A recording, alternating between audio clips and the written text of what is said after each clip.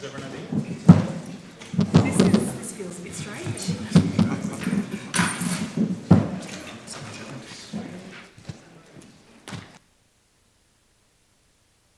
You and I both.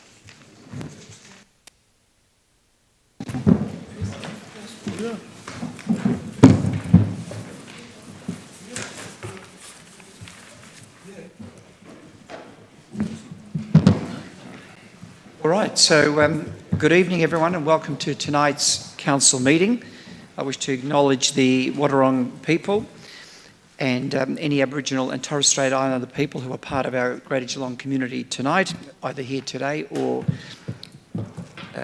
joining us via our internet broadcast. And on that, just reminding people that the meeting is being broadcast on the internet and the recording of the meeting will be published on Council's website. So I have one matter that I wish to advise, and namely earlier today I received advice from Councillor Ron Nelson, provided both to myself and to the Chief Executive Officer, to the effect that he is resigning from the position of the Deputy Mayor, effective at this meeting, and he'll resume in the role of Councillor, effective again from this meeting. To address the resulting vacancy, Council will hold a special council meeting on Tuesday the 3rd of March at 6 p.m. here at City Hall for the purpose of electing a Deputy Mayor. And I'll just take this opportunity to thank Councillor Nelson for his support and excellent work as the Deputy Mayor. He provided me with a very steady support and was always available when I needed on short notice or otherwise. So I really appreciated the professional manner in which Councillor Nelson performed the role. Very loyal deputy. I didn't lose any sleep whatsoever knowing he was in the role, and he ensured that things from an administrative point of view ran very smoothly. So I'd like to just put on the record my appreciation and that of fellow councillors for the work of Councillor Nelson in the role of the Deputy Mayor of the City of Greater Geelong. So thank you, Councillor Nelson.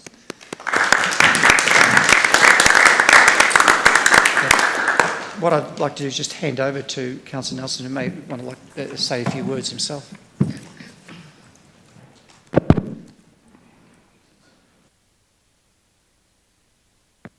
Thank you, Mr. Mayor. This is a decision I haven't taken lightly. I really value the support of my fellow councillors for electing me some 14 months ago into this role. It's been a role that I've really enjoyed. It's been really valuable working a lot closer with officers, with the CEO. It's something I'm going to miss, but I need to step away to focus on my ward and my personal and professional responsibilities. And I believe that the role of Deputy Mayor is far too important to stretch myself that thin. So I just wanted to thank my fellow councillors and my community and the wider Geelong community. One of the things I love doing most was citizenship ceremonies. They are fantastic. And I was there yesterday and posed photos with every single person that was there in that room, knowing full well that most of them don't even live in my patch. But that wasn't the reason I did it. I did it because it was important to them. And that's what the role of Deputy Mayor is. So thank you to everyone, but it's time for me to move on. Thank you. So Nelson, appreciate that. So now we move on to the agenda of the meeting, and first is apologies and leaves of absence. We have one apology for Councillor Trent Sullivan this evening, so we note that. We've not received any requests for leave of absence to consider this evening unless a councillor wishes to raise it at this point. We then declarations of conflict of interest. Are there any declarations of conflict in relation to today's agenda? And if any conflicts arise, please let me know. But for the moment, are there any conflicts anyone wish to declare? No. Then move on. Confirmation of minutes of the meeting held on the 27th of January 2026. Can I have a councillor move that? Councillor Kados, and a seconder, Councillor Contell. So all those in favour? So that's carried unanimously.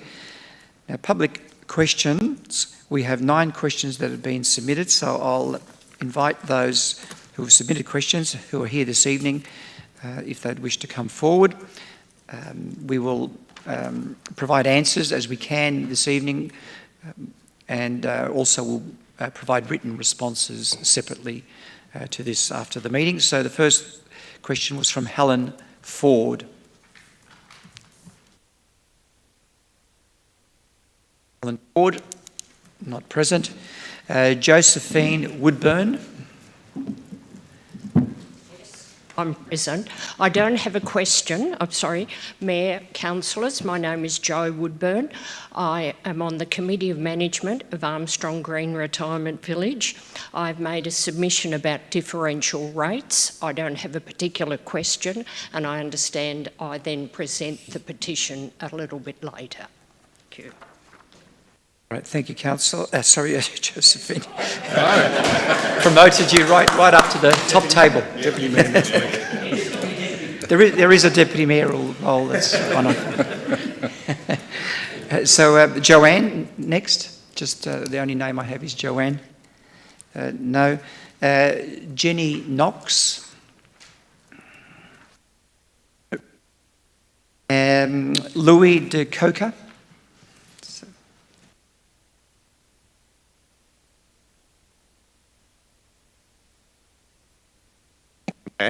And councillors, I also want to recognise the loyal service of Councillor Nelson.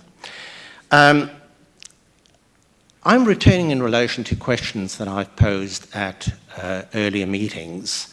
At the November 2025 meeting, I expressed my sadness at the design approvals that was given in relation to the Barwon Office Park development and the impact on the views. Not about the development itself, just the design, and especially the approval of an additional story right on the Barwon River.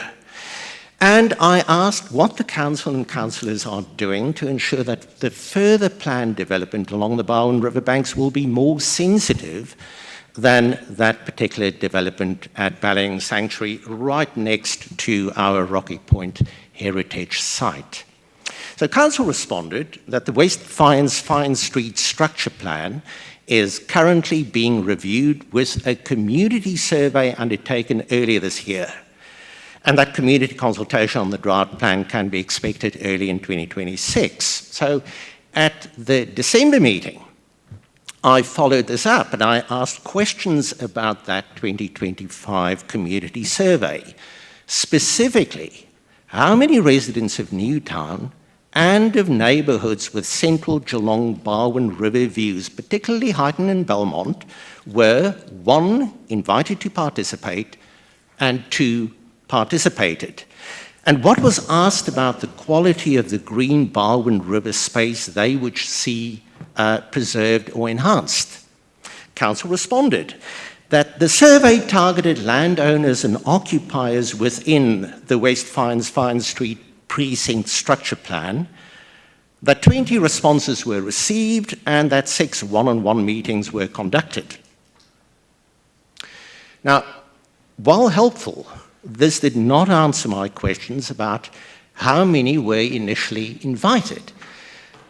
A survey of 20 people is very small to influence decisions that will affect Geelong's enjoyment of green space along the Barwon for generations. And secondly, it did not respond to my question, what was asked regarding preserving green Barwon River space. And furthermore, without getting too technical, but the answer was somewhat misleading, because in addition to the one-on-one meetings, there were also 2 phone conversations, 4 email written submissions. The report itself doesn't indicate how these interviews or persons were chosen.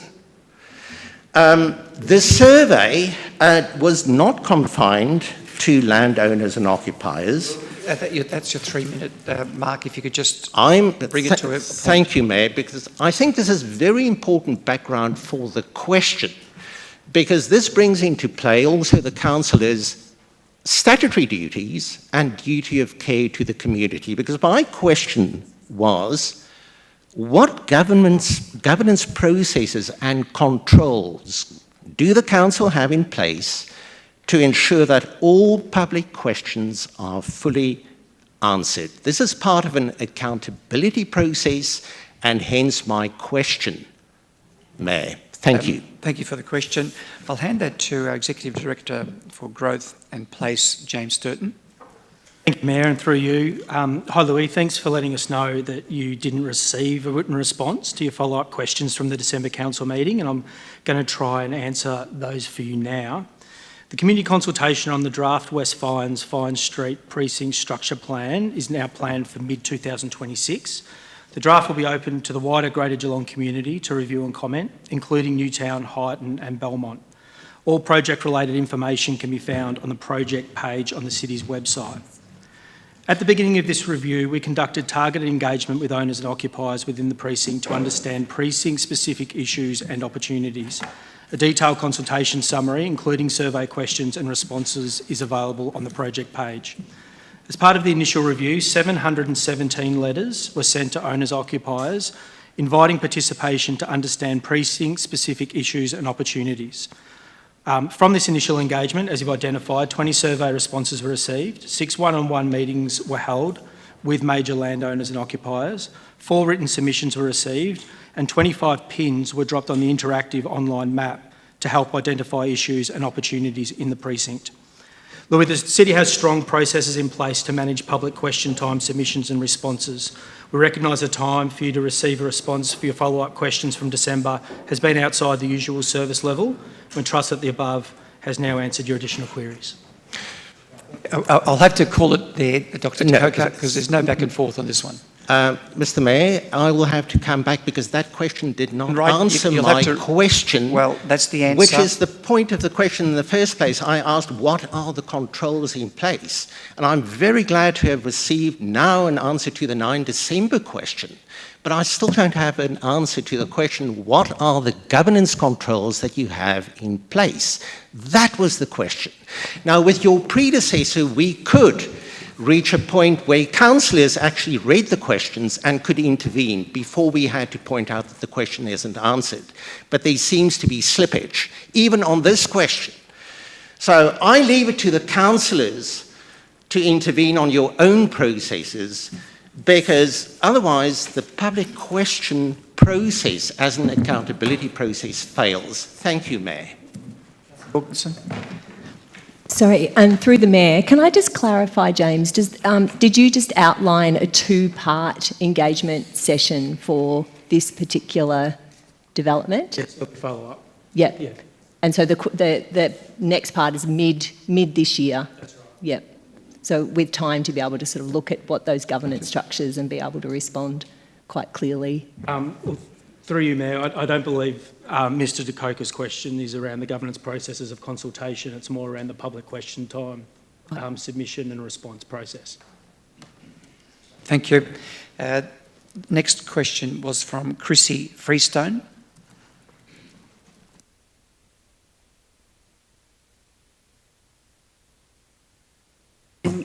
Mayor and councillors, and thank you for taking my questions once again. So my questions are off the back of Louis' questions and follows the general issue around the development of the Barwon River Office Park. And just very briefly, as a preamble to my questions, the reasons that we are raising these issues is that, Geelong doesn't have very many natural unspoiled river views left, given it's become quite an urbanised city, which, as far as understandable. But given this development that really dominates what was a really beautiful river vista, particularly from the Shannon Ave Bridge, we're really keen that this kind of development doesn't occur again, and that due processes are properly followed to ensure that landscape views and vegetation are protected.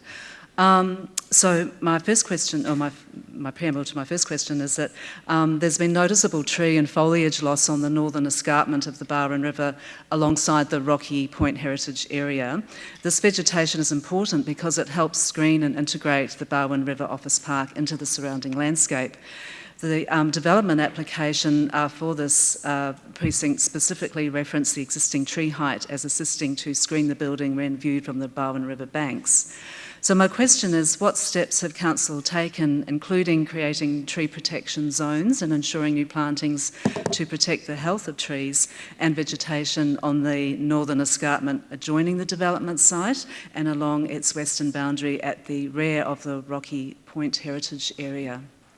Question, I'll refer that to the Executive Director for Growth in Place, James Sturton, to respond. Thank you, Mayor, and thanks, Chrissy. And this does follow on from the questions previously around the permit conditions with tree protection, etc., as you outlined. The City notes that the heritage advice provided with the planning permit application for the development at 45 to 47 and 51 to 53 Riversdale Road, Newtown, acknowledged that the site is included in the Rocky Point Heritage Area. Council, as part of its consideration of the planning permit, included a permit condition requiring tree protection zones to protect the vegetation on site and to be retained.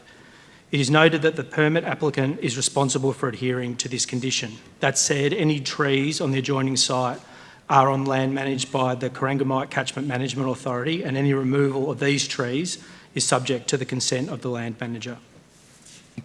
And question 2, please. So this site that we're talking about is also subject to the significant landscape overlay Schedule 2, and this schedule identifies the escarpment on the northern bank of the Barwon River through Newtown as of particular visual significance from both the river banks and the higher lands on the south bank. For the landscape character to be achieved, SLO2 requires a visual impact of any buildings, structures and works on views from those locations to be minimised. The Rocky Point Heritage Area Design Guidelines similarly protect the northern escarpment of the Barwon River from visual intrusion that will impact on the Barwon River and its environs by discouraging buildings and works that impede significant views to and from the Barwon River. So at the November 2025 Council meeting, the Council representative stated that the expert urban design images submitted with the application were assessed and were not considered as having an overbearing visual impact on the landscape along the Barwon River. So my question is, which views from the northern bank of the Barwon River, especially from the Rocky Point Heritage Area and Ballyang, and from the higher lands on the south bank, were assessed by Council? And if the assessment included site visits to those vantage points, what did they entail? And have Council staff recently visited the relevant sites to review their assessment? Thank you. Again, to the Executive Director, James Sturton, to respond. Thank you, Mayor. Thanks for your second question, Chrissy. As part of the consideration of the planning application, this application included site visits, taking into account off-site impacts and neighbourhood character, and this is noted in the delegate report as part of the assessment. Thank you for that. Thank you for the question. Thank you for the response. John Winkler.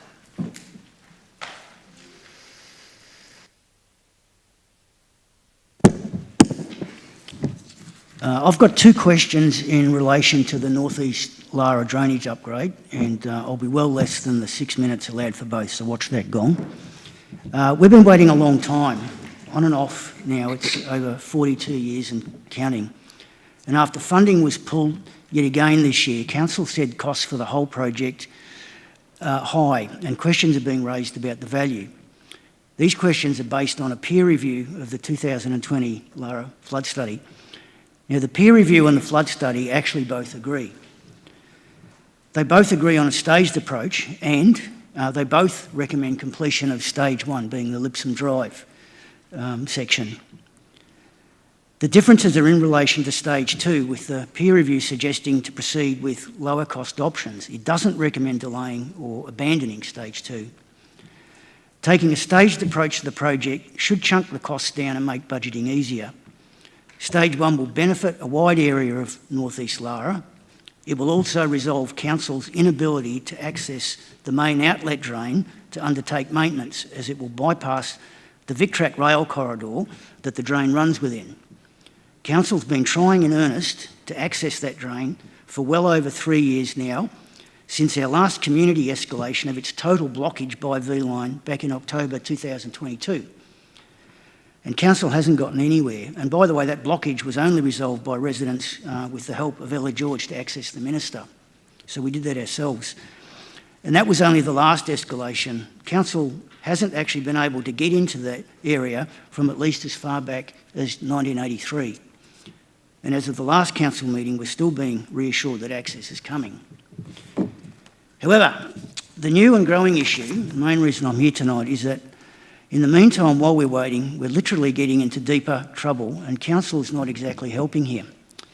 To the contrary, council is actually working very hard to ensure raised barriers that will block floodwater in are being added around us incrementally with every new planning application. And these include raised floors and driveways and so on. At the same time, council has abandoned the very flood-related overlays that should be in place to protect us. And now, and this is under the revised townhouse and low-rise code, council cannot refuse an application if these overlays are not in place. Further, without the overlays, even residents are now prevented from raising any related issues at VCAT. Council attended VCAT last year in relation to what were parking and traffic issues with the 32 Kiama Drive application. However, the key battle shifted to a council condition mandating a raised driveway that would effectively separate the low-lying Kiama Drive area from its own floodway. And in less than 6 months, we now have yet another problematic planning application. Current plans for 63 McClelland Avenue propose a sealed concrete barrier along our back fences, further adding to the problem of preventing floodwater escaping from the area. And now we have both arms tied behind our backs. Issues here aren't comparable to other areas of Geelong. They're unique and they're a can of worms. We see no indication council is factoring these issues into the current considerations or doing anything that will address them. And this situation I'll have to just will pull you continue. up there. Is there a question? Correct. What is the question? I'm getting to my question. Well, you've had your 3 minutes, and can you I've got 3 minutes per question. There's and two you've just questions had in Can you just 10 give me seconds. the question, please? Otherwise, we Yeah. can't respond. Correct. The situation will continue to get worse over time. So my first question is, and I'm well under my 6 minutes, thank you, Mayor, could council please confirm that the Lipson Drive Stage 1 is on the table for commencement in 2026-27? Well, let's respond to that. So I'll defer to Executive Director Amanda Locke, City Infrastructure. Thank you for your question, John. And we appreciate the community of Kiama and Lipson Drive have been advocating for many years for investment by the city to upgrade local drainage. As part of a new budget process, the City of Greater Geelong Community Panel will collaborate with Council to develop draft recommendations for the 26-27 budget. And projects that were previously submitted for consideration in the 25-26 budget process that were not adopted, including the Lipson Kiama Drainage Project, will be automatically considered for 26-27.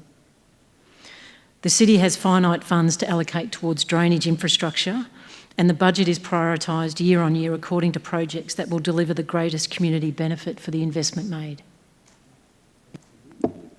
The next question then, John. So my second question is, what is council doing about implementing the abandoned overlays that should be in place to protect residents? I'll again hand to Executive Director Amanda Locke. And thank you for your second question, John. Historically, Council has been the responsible planning authority to prepare and administer certain flood overlays which were derived through our stormwater catchment studies. In instances such as Lara, we were unable to garner support for these planning controls to be recognised in our planning scheme, as you're no doubt aware. The adoption of complex flood overlays has been challenging for many local government areas in Victoria. In recent times, the state has acknowledged these challenges relating to amendments and adopted the role of the planning authority in these instances. The city is now working collaboratively with the Corangamite Catchment Management Authority to better understand what this change looks like and, more importantly, how the state plans to adapt the planning amendments recommended from our studies.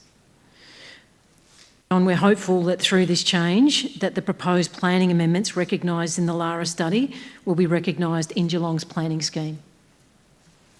Thank you for that. Thank you for your questions, and thank you, Amanda, for those responses.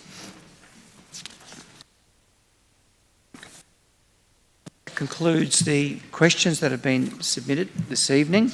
We now move to petitions and joint letters. Tonight we have 2 petitions.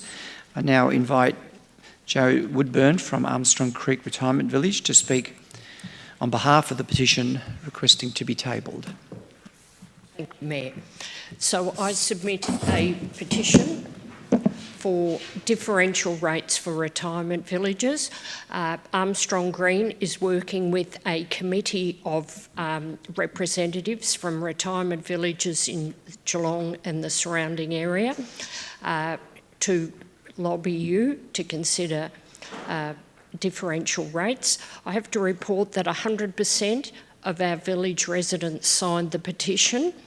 I understand that there are 7 local council areas in Victoria that already offer differential rates to retirement village residents, so I table the petition for your consideration. Thank you. Thank you for that. That's an excellent presentation. Now I invite Councillor Eddie Contell to speak on behalf of residents submitting a petition regarding parking in Barton Street, Bell Park. Thanks, Mr Mayor. The petition has been presented by Karen Greenwood of Barton Street itself. It's not the first time that people have approached me about this issue, but there's some 84 signatures on the petition, and it really relates to the congestion, as the Mayor has already indicated, in that suburban street. One of the observations that's made in the petition is that in a stretch of approximately 500 metres in this suburban street, it contains an aged care facility, it contains a nursing facility, a lifestyle village, approximately 165 homes in that lifestyle village, a primary school, a kindergarten, and some 250 residents all in that street. So the residents are asking if we can really turn our attention to this matter, and would appreciate being kept informed of what progress and what actions we may be able to take. Councillor Contell. So consider those petitions tabled. We don't have any other letters or matters to table. So we now move to the substantive reports. The first one relates to community priority projects. If I have someone move that, Councillor Eddie Contell, Councillor Nelson second. Councillor Contell. Okay, thanks, Mr Mayor.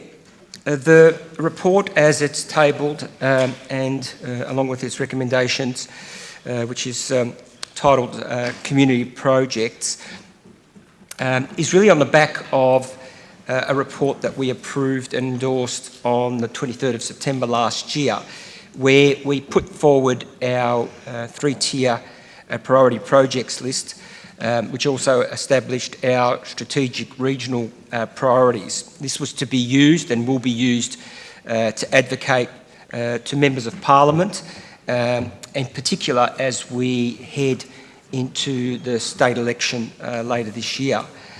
Since that report was endorsed, there's been a number of other projects that have progressed and matured through to planning stage, design and costing, making them really the prime candidate to external investment, and they align with our previous resolution. So we've now put forward a report to add a number of projects that were in that cohort to be considered and in the process of advocacy. We've added community infrastructure projects to our priority list, an additional hallmark regional project on the back of the Geelong Tennis Centre in Armstrong Creek. We've also added 2 additional Regency or regional advocacy projects, one being the Lara Giants Basketball Indoor Community Centre, courts, and also the Ballerine Peninsula Basketball Association basketball expansion at the Ballerine Secondary College. Additional hallmark regional transport priority projects are also being put forward for rapid transport between Geelong, Armstrong Creek and Torquay. There are other projects that I'm sure that my colleagues may want to speak to. This is a very comprehensive list now. Certainly gives us a great platform to be able to work with parliamentarians and local members as we head into the election. There's many important projects for mine, particularly the CBD bypass for heavy traffic is one that has been huge for the entire time that I've been on council and before. And of course, closer to perhaps the area that I'm representing is a strong need for a regional soccer facility, which is great that is on the list, but I'll leave it at that, Mr Mayor. Thank you, Councillor Contell. Councillor Nelson. Thank you, Mr Mayor. Just to add on from what Councillor Contell said, the hallmark transport priority for rapid transport from Geelong down into Armstrong Creek and then further on to Torquay has always been part of our plan as a council. We've reserved land specifically for that, whether it be light rail or a trackless tram, which is just a bus. And we've been working for a number of years, and now that we've got to the stage where a lot of the work has been done with the City of Great Geelong and the Surf Coast Shire.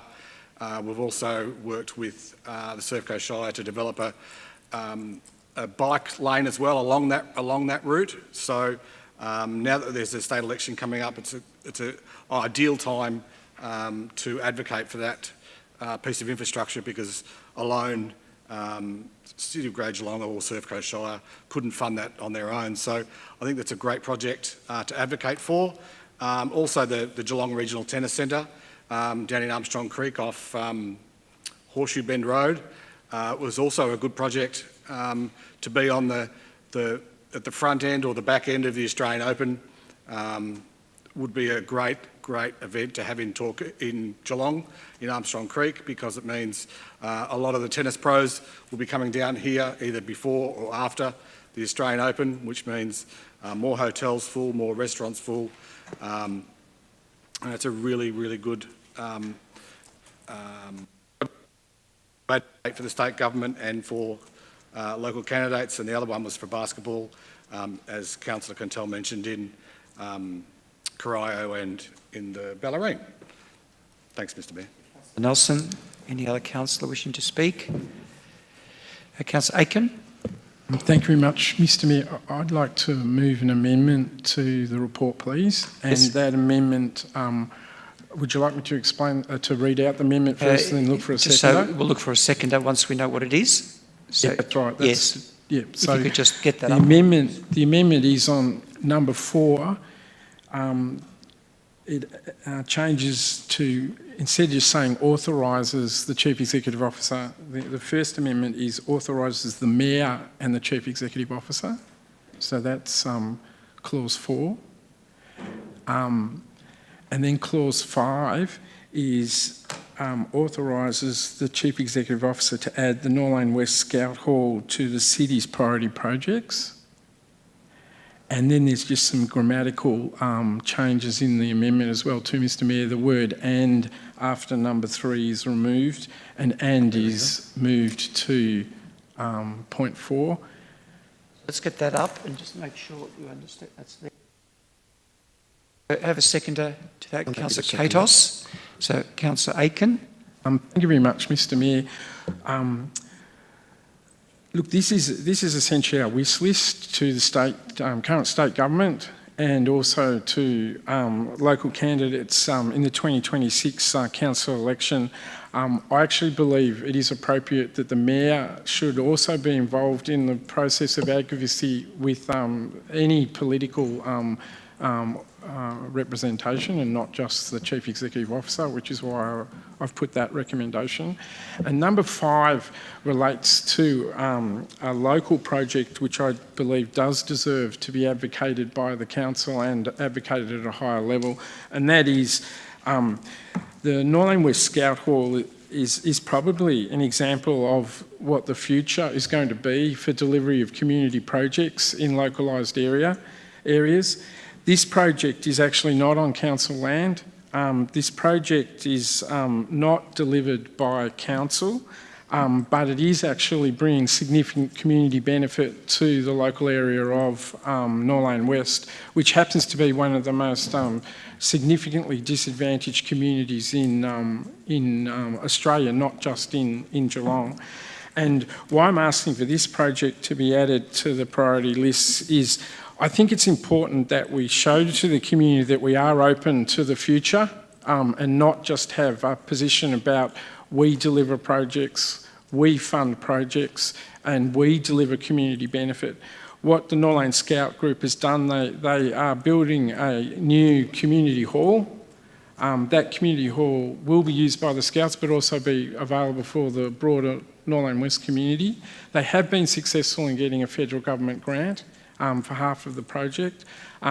Scouts Victoria, to facilitate the project, have undertaken taken a loan, but that loan is actually liabilities against the Norlane West Scout Group. And essentially what the Scouts in Norlane West are asking for is to try every advocacy opportunity that exists to seek funding support for them. And of course, the next opportunity is the state election.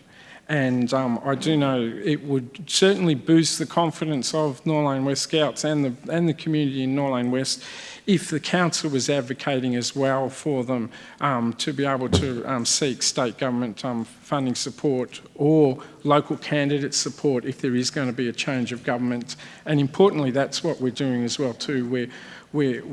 And that's actually why I would like the councillors to consider it. There is some history behind it. I have worked very closely with the leadership of the council to try and put this project up as a project. It has been difficult because of criteria that's been established for what is considered as a community-based project, but I still believe that it is an opportunity that shouldn't be missed, and we should be putting our position forward that we can support alternative delivery of projects that aren't necessarily council projects as well too, Mr Mayor. Aiken, thank you. Councillor Katos. Thank you, Mr Mayor. Look, I'm happy to support Councillor Aiken's amendment. I think that number 4, the Mayor and the Chief Executive advocate, I think is quite sensible. And with regard to Norlane West Scout Hall, I was actually at the Belmont Scout Hall opening on Sunday with Councillor Nelson and Councillor Sinclair, and that was a great event, but it's a lot of sausage sizzles and to raise money to do that from Scouts. They're an organisation, whether it's the Norlane West Scouts, the Belmont Scouts, whichever scouting group it is, they instill leadership qualities in young people, teach them resilience, and anything we can do to advocate on their behalf I think is a good thing. And look, the council in the past has had history of advocating and actually even funding things that are in other municipalities and run by private organisations. I think the best one you could recall is Macadam Park. That was the motorbike facility that was due to be built in the Barrable Hills. It was funded by a private organisation, and the council actually supported and put funding aside to go into that facility. So obviously not saying that we're looking to do that, but it is a state election year, and I'm probably uniquely placed in the chamber to know what it's like in a state election year and how quickly things can move. So to put this there in front of the member for Lara and also any potential candidates who might be running, irrespective of which party they are, if they're able to assist the Scouts in their endeavours, the fine work that they do with regard to youth and young people, I think is fantastic. But also on a broader section, I might sort of talk about some of the other things in there. So we've got Winter Reserve in my ward, also Wampont Skate Park. But I think the one thing, glaring thing, Bellarine Link, I think that's now stalled. That's the extension of the ring road. It's absolutely stalled. And I think that's a critical piece of road infrastructure for Geelong to complete what really is that missing link in our system, in our road network. So Barnett Boulevard dead ends into the Surf Coast Highway, and we want that to extend through Reserve Road, another crossing of the Barwon River, and to extend onto the Bellarine Peninsula. Whether it's the current government or the opposition, I think that's one of the most important road projects to just complete, put the icing on the cake and complete our road network here in Geelong, because that was always the intention, to go right through. And also, like Councillor Contel, Eddie Contel earlier, get those trucks out of the CBD, and that will assist in doing that, because they can take the ring road and get those trucks off Ryrie Street. That has been an issue now for over 20, 25 years, trucks going through the CBD, and nothing has been done about it. Ryrie Street is, quite frankly, a circus with trucks and traffic, and something needs to be done about that. Thank you, Councillor Patos. Any other councillor wish to speak to the proposed amendment? To the vote. So those in favour of the amendment? Part of the substantive motion, so we now move back to the debate of that. Councillor Contel and Nelson have spoken. Is there anyone else wishing to speak?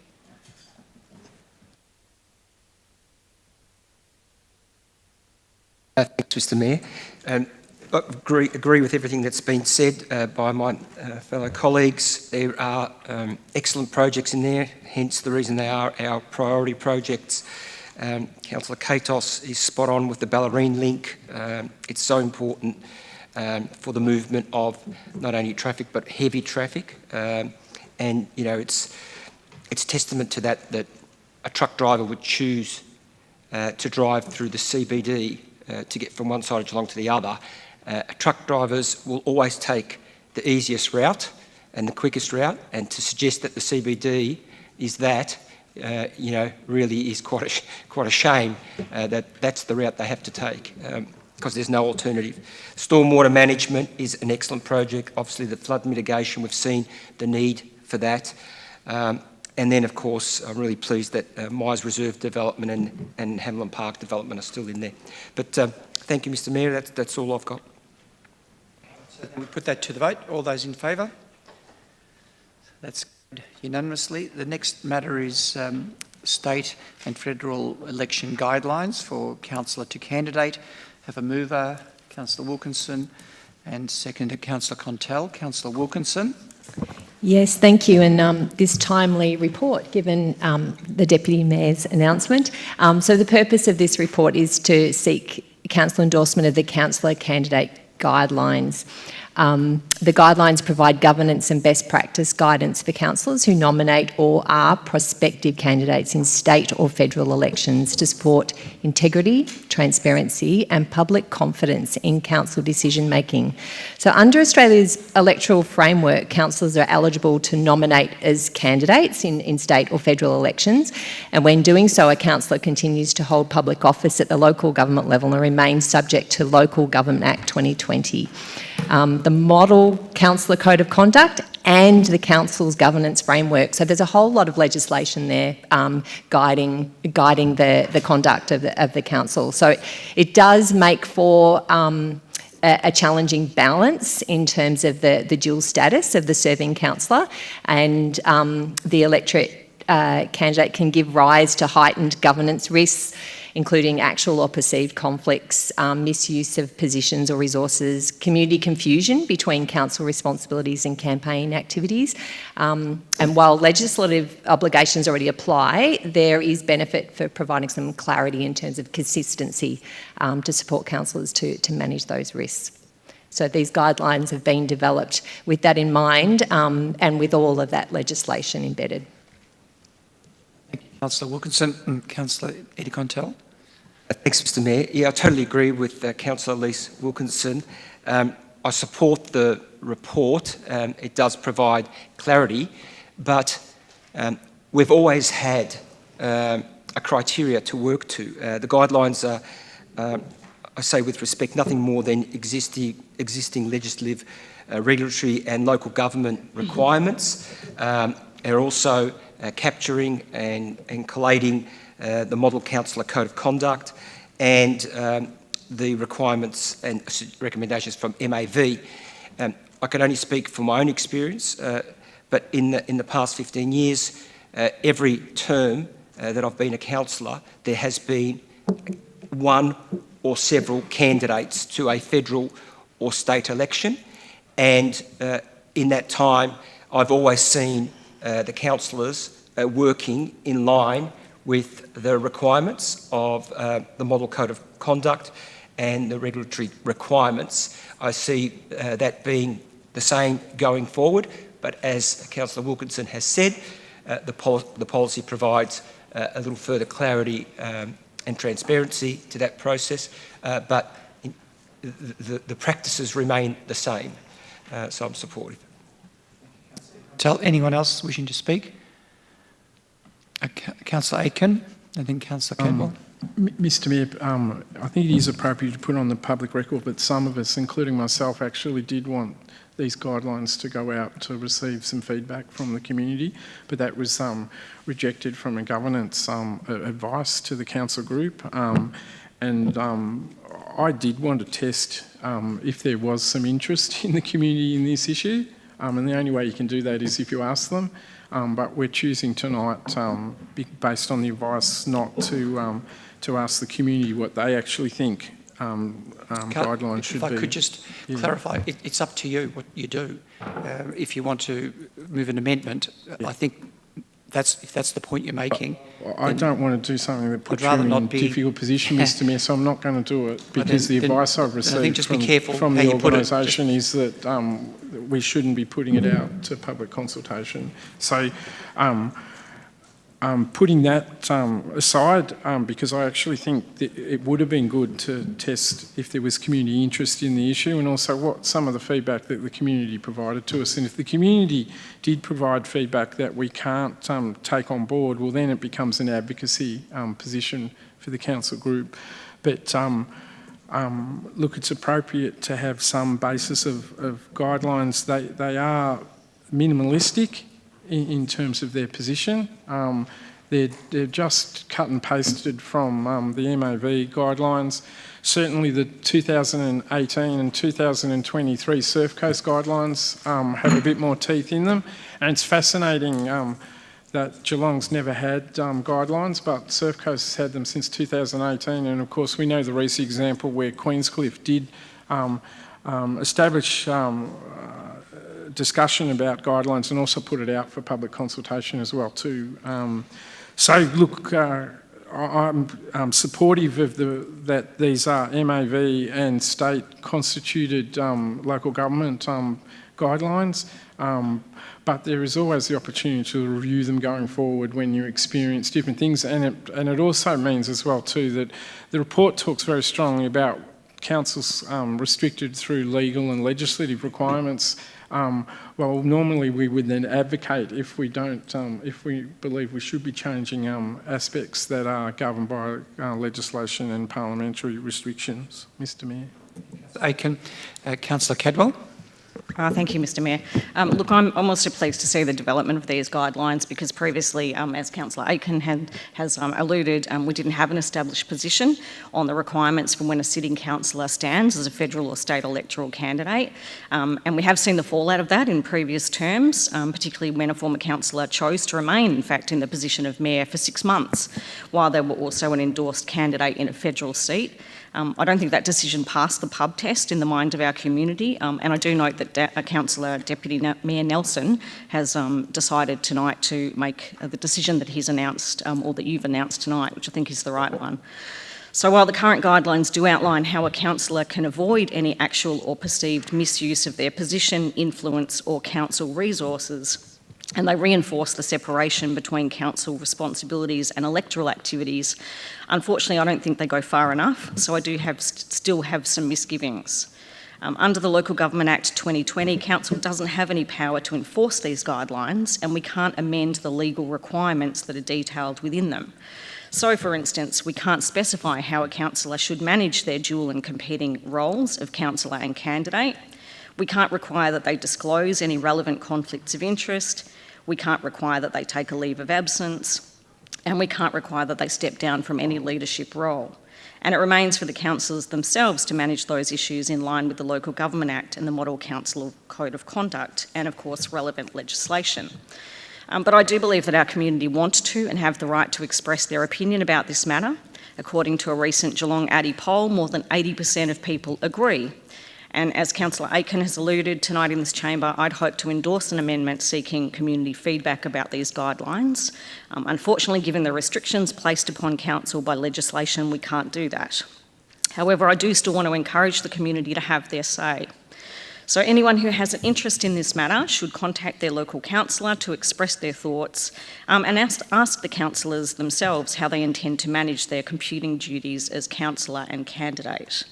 The community can, of course, also submit questions to the council meeting via our website. They can attend any of our community listening posts over the coming month, or the Meet Your Councillor sessions, which are held here, at Working Now at 4:30 immediately prior to the council meeting on the 4th Tuesday of the month. Of course, in terms of advocacy, Councillor Aiken has already alluded, Council is working with the Municipal Association of Victoria and the Australian Local Government Association, seeking a whole-of-government approach to establish clear and consistent guidelines for all Victorian councils to address this situation of councillor candidates so that it's not left up to individual councils to determine best practice. Thank you. Councillor Cadwell. Councillor Sinclair. Thank you. I won't speak too much to what Councillor Cadwell and Councillor Aiken have already explained, but particularly around that issue, I guess, of leave and when it's appropriate to step back. I think it's a really difficult one, and noting that the Local Government Act really restricts on what we can direct. But the reality is campaigning is incredibly intense activity. It is not a 9-to-5 job. It is an 18-hour day for about 6 weeks. So I really encourage any potential prospective candidates to take a leaf out of our Deputy Mayor's book and really commend his decision to step back and really assess what the next few months look like. And I think that is a respectful decision for the community. And I encourage anyone that's considering running to really look at what your obligations are as a councillor and how you can best serve your community. If you are running a campaign that's 7 days a week, as I said, 18 hours a day. So while we can't legislate we can't define that in a policy, I think there's a collaborative atmosphere between all of the councillor group to have those conversations and make a decision to step back when competing priorities take over. That Councillor Sinclair. Any other councillor? Councillor Katos, then Councillor Story. Councillor Katos. Thank you, Mr Mayor. Probably, again, uniquely placed to speak on this motion, as I have been a councillor who was a candidate who was elected to Parliament. So, look, back then there were no guidelines whatsoever. There was nothing that gave any guidance to what you should or shouldn't be doing. But certainly, in my opinion, if you're a professional person, if you have integrity, you'll act accordingly. And from what I've seen so far of the candidates that are run, by my reckoning, I just did a quick little summation. There's 8 councillors that I'm aware of who've stood for state or federal parliament, 3 successful, 5 not. So, but you just need to separate yourself and be professional, is my opinion. The guidelines are helpful in doing that. It does give guidance. For example, when I was a candidate back in 2010, I think from memory I took a leave of absence about 5 weeks out from the election. So that was of my own volition. I didn't have to take any leave of absence. I could have stayed as a councillor till the final council meeting. But I thought that was the right thing to do by the community I represented at the time, which was, well, actually it was Deakin Ward then, but just different suburbs, and also by the city as a whole. So I thought that was the right thing to do. Look, I understand where Councillor Aiken's coming from about consultation, but I really believe if we'd gone out for consultation, it would have come back with a whole heap of things that we simply couldn't do. We're bound by the Local Government Act, so we've got these guidelines that are in place, but they would have been ultra-vires, so everything would have come back and said, you should resign, you should do this, and we wouldn't have been able to implement any of them. So I think it would have almost been a Clayton's consultation, to be perfectly quite frank. I think the guidelines are there for all members of the community to read. And look, obviously Councillor Nelson has put himself forward. If anyone else does, if we've got anyone else in the room who's looking to do that, I'm certainly not. But I think it's all we can ask. Just act in a professional manner, respect your colleagues, respect your constituents, and everyone will have a good outcome. Everyone will be happy. Councillor Katos, Councillor Story. Thank you, Mr. Mayor. The relationship between elected officials, whether they be councillors or members of Parliament, and the public is precious and fundamental to our democracy. The information that flows from constituent to official is the basis of understanding, and it powers advocacy. My colleague Councillor Aitken has a deep and abiding respect for the relationship and the benefits of community consultation. Such consultation can provide valuable insights that can inform Council in its deliberations and actions. At this time, in this state, in this city, Council is constrained by legislative instruments and the code that flows from that legislation. However, I am confident that any councillor seeking to serve in Parliament will be guided by their conscience in how they exercise their role as a councillor, and I'm very, very clear on that. The insights gained from any period of consultation may, in the fullness of time, assist in re-evaluation of the complexities of the councillor to candidate journey. The insights will certainly be informative, but they cannot be determinative, nor can they be actionable. Thank you, Mr. Mayor. That's the story. I think that is a complete set there. I think everyone's had a say on this one, haven't we? So with that, Councillor Wilkinson to close. Thank you very much. I certainly, over the last few weeks, have had many people give their opinion as to what should be happening and how that should be, and everything from no councillor should run for state or federal election. They should have 2 years between ceasing being a councillor and then becoming a state or federal politician, and the other being they should be a councillor right up until the decision is made. So there's a range of opinions out there, and none of which will be solved within this particular guidelines. So they we can strongly encourage, but not mandate certain measures, as has been really articulately expressed by my fellow councillors. So the endorsement of these guidelines provides clarity for councillors, staff, the community, and supports consistent handling of candidate-related governance matters ahead of state or federal elections. Councillor Wilkinson. So with that, put that to the vote. All those in favour? So that's unanimous. Thank you, councillors. The next matter is the financial performance report for the year to date ended 31 December 2025. So Councillor Katos moves, and seconder would be Councillor Aitken, the deputy. So Councillor Katos. Thank you, Mr. Mayor. So this is the financial report to the performance report to the 31st of December, comparing actuals essentially with what we budgeted. So with regard to it, there is the operating result. There is a deficit, which we will continue to work on, which is unfavourable to budget, but that's been driven by materials and services going up. What do we got? Some interest to offset that, but also supplementary rates are down, depreciation and up. So everything has worked against us there for the first 6 months, but we've got 6 months to get that back on track. The operating position looks a lot worse than what it is. It's 20.7 million, but 14.6 million of that is the Commonwealth grant and when it's received. So we received it last year when it should have been in July. So we've got this situation where last year looked really good, but this year looks not so good. But it's more a timing issue rather than physical dollars and cents. But one thing that's probably continuing, capital works budget's always falling behind. And I think we sort of need to look at having our capital works budget that's deliverable. It's very admirable to go out there and say we're going to spend 200 million this year or 220 million, whatever it might be, but we need to be able to deliver that. So I would rather be more realistic in our capital works budgets, and if we don't deliver them in 4 years, we'll certainly get them done in 5 or 6 years. But we need to be more realistic, and then that will also affect the way the budget appears.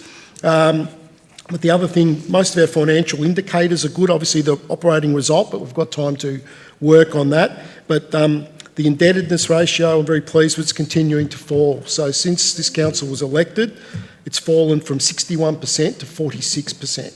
So it's a 15% drop in a year and a bit.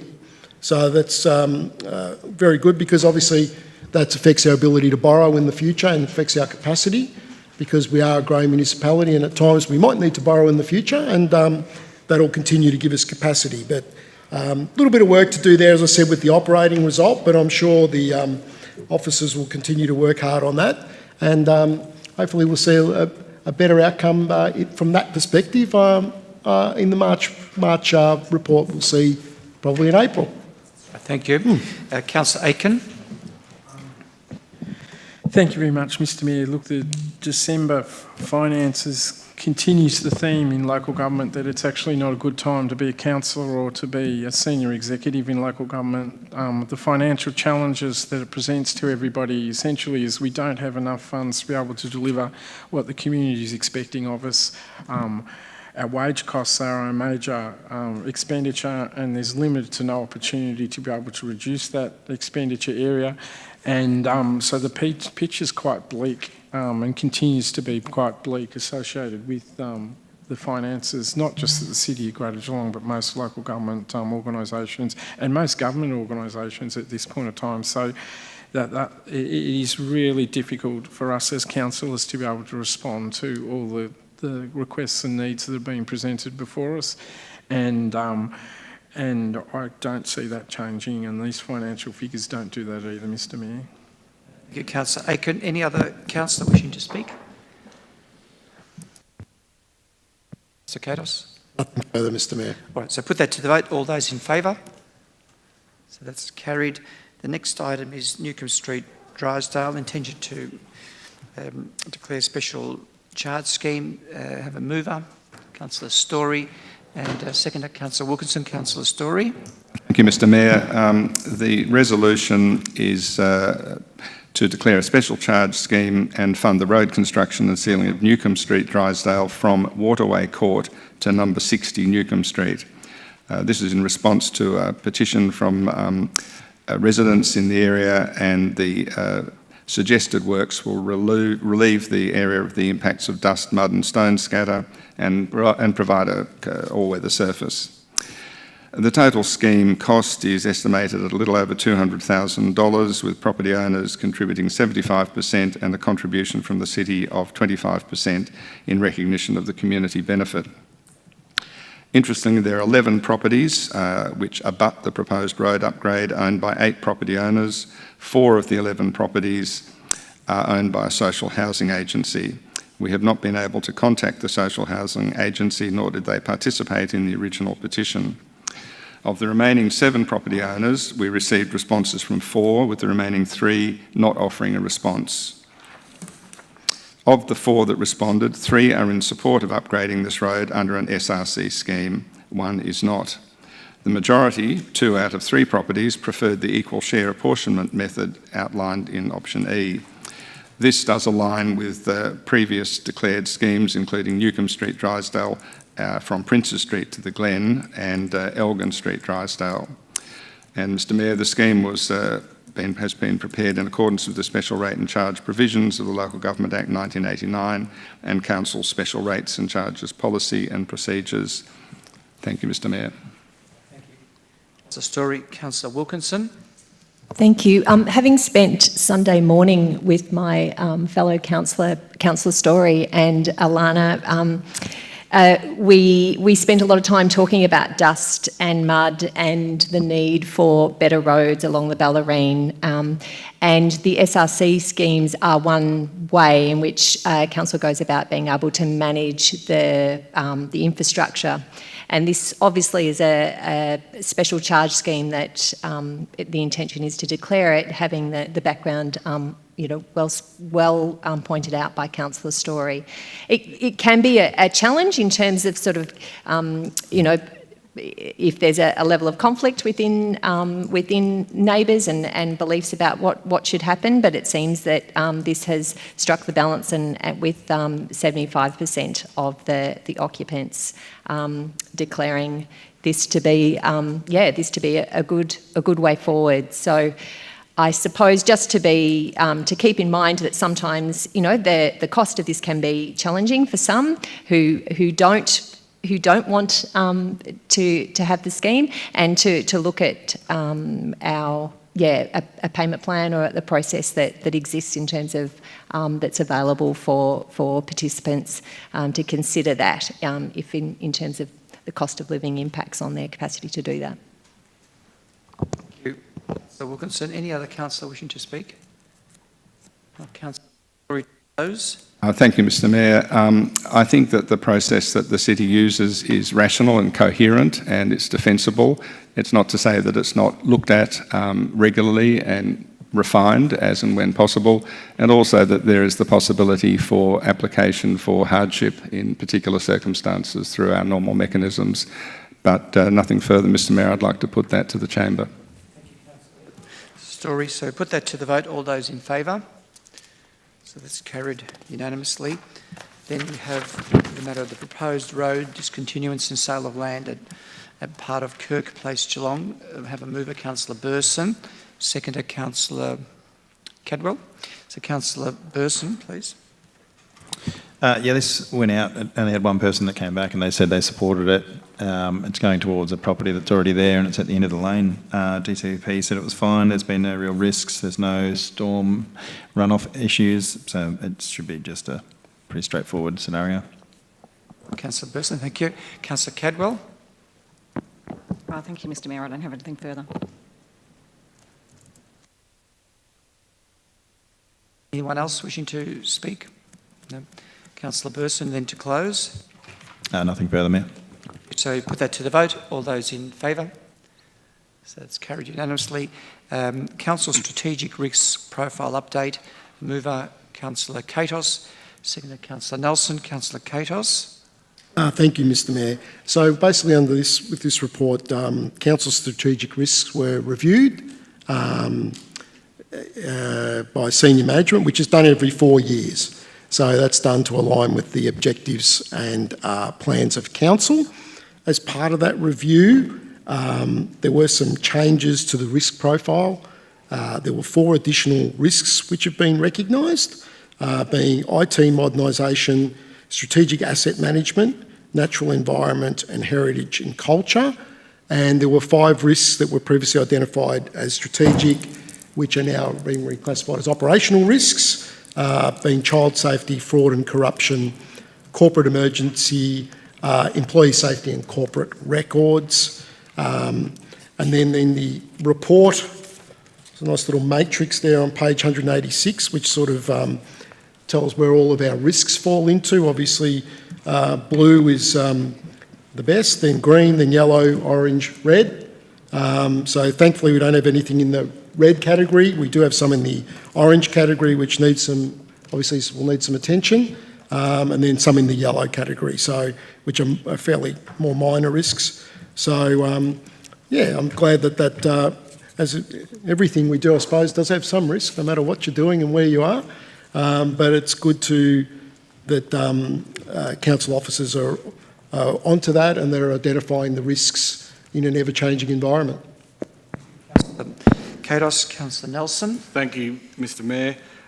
Just to follow on from what Councillor Katos said, executive leadership team were made aware of this in their recent meeting in September, and then that flowed on to Audit and Risk Committee, which I'm a part of with the Mayor, and that it was made aware of our financial sustainability and other issues such as cyber. When the cyber person said that he cracked all of our passwords, that was quite frightening. So I think we need to do some work on that. He obviously knows, I won't go any further. I was about to say something and I thought, better not.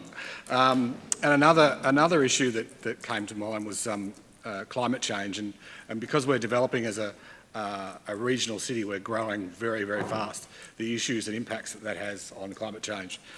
So ARC has been made aware, and now the council group's been made aware, and now the public's been made aware. So the good thing is that we know these risks and we need to work on them. Thanks, Mr. Mayor. Councillor Nelson. Any other councillor wishing to speak on the matter? If not, Councillor Katos. Nothing further, Mr. Mayor. So we'll put that to the vote. All those in favour? So that's carried unanimously. Then revocation of council policies. Councillor Sinclair to move, Councillor Wilkinson to second. Councillor Sinclair.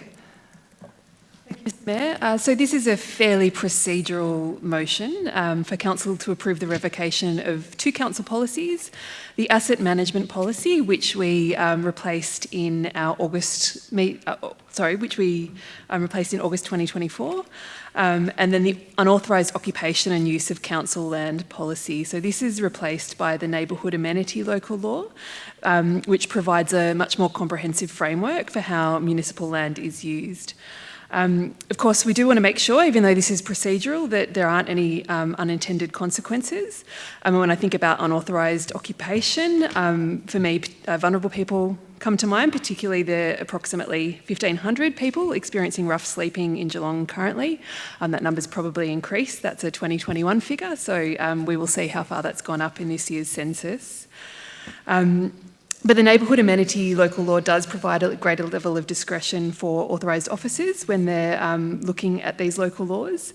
And I know operationally our team has a very empathetic approach. They work collaboratively with our local support service as well when dealing with rough sleepers.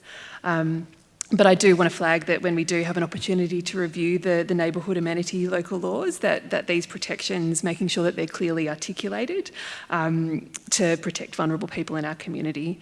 But other than that, really happy to table this motion. Councillor Sinclair. Councillor Wilkinson. Thank you, and thank you to Councillor Sinclair for outlining that, and the importance of discretion being utilised by our council officers. There's also the asset management policy, which has also been replaced as well, and that's an area where council has actually done an enormous amount of work. And the management policy for 2024 now aligns with our commitment to sustainable management of our extensive infrastructure portfolio. And it also includes the adoption of an asset plan 2025 to 2035. So really this is an area that's probably been long overdue in the past, but now we're up to speed in terms of managing our enormous assets as a city. So Wilkinson. Any other councillor wishing to speak? If not, Councillor Sinclair to close. Nothing further. So we'll put that to the vote. All those in favour? So that's carried. Then the record of informal meeting of councillors, Councillor Katos and Councillor Nelson. Councillor Katos. Just as read in the report, Mayor. Nelson, anything else? Mr. Mayor. Any other councillor wishing to add anything? If not, back to Councillor Katos. Nothing further. Right, so we put that to the vote. All those in favour? That's carried. There's no confidential matters this evening, so that leaves nothing further than to close the meeting to the public and thank everyone for your contributions. And thank you, Councillor Nelson, again. Thank you. Well done. Geez, that's pretty good going.